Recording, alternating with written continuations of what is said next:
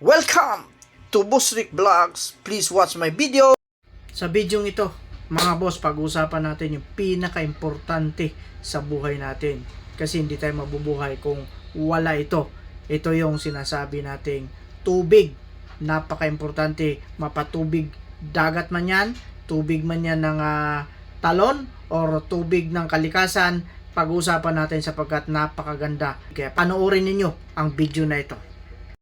Masarap isipin na malinis yung nakikita natin sa ating kapaligiran, maliwalas yung ating paningin, lalong-lalo na kapag ganito ang nakikita natin araw-araw.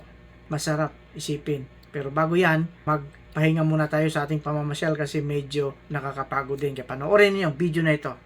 Sa araw na ito, magpahinga na muna tayo sa ating pamamasyal.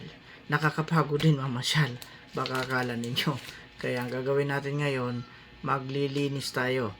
Regular naman natin itong ginagawa. Ganito pala ang paraan para malinis yung inyong mga hose dyan sa bahay. Ganito ang gawin ninyo. Panoorin ninyo ang video na ito. Napakadali lang. Tanggalin natin yung mga lumot na nasa loob ng ating mga hose. Kung makikita ninyo, yan. Tanggalin ninyo, ilatag lang ninyo, apakan lang ninyo habang umaandar yung tubig. Ayan ang dami lumabas Ayan ang dami. Yan yung mga lumot na galing doon sa loob ng hose. Monthly natin ginagawa ito. Kaya ngayon nabidyohan na natin para may pakita din sa inyo kung paano natin gawin ang paglilinis ng hose ng mga lumot na nandun sa loob. Ganito lang kasimple. Pakapakan mo lang pabalik-balik kasi kumapit yan sila Naiipon yan sila ng isang buwan kaya dumami. Itong tubig na ito ay hindi natin iniinom ito. Panghugas lang ito, pangligo, at syempre, pangdilig natin sa halaman. Diba? Kasi hindi pwedeng inumin ito.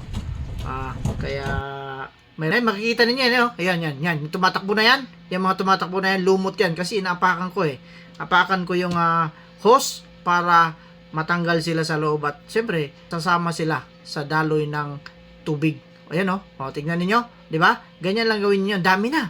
Ang dami nang lumabas na marumi. Isipin niyo kung yan ang gagamitin niyo sa pagsasaing ninyo, di ba?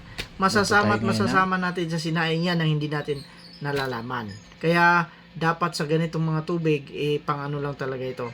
Panghugas lang ito. Ayan, dami natin nakuha dyan, Ayan, malumot, Ang dami, di ba? Isipin mo, isang buwan lang yan, so sa susunod na buwan, ganyan na naman ang makukuha natin.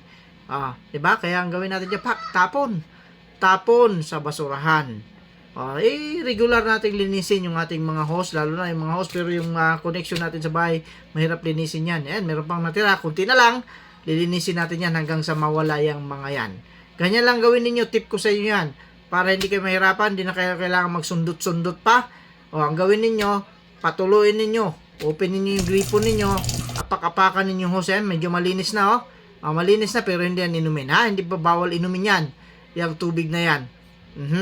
Ganyan ang gawin ninyo sa mga hose ninyo sa bahay kung mayroon para maging malinis. At maya-maya, siyempre, gagamitin na natin sa ating pagdidilig ng halaman. Kasi kahit halaman lang sila, kailangan din nila ng malinis na tubig. At siyempre, para hindi rin mamugad yung lamok dyan, lalo na ngayon, tag-ulan na pala ngayon. Nalilito na ako. Maraming salamat. Thank you for watching. Please follow, like, and share.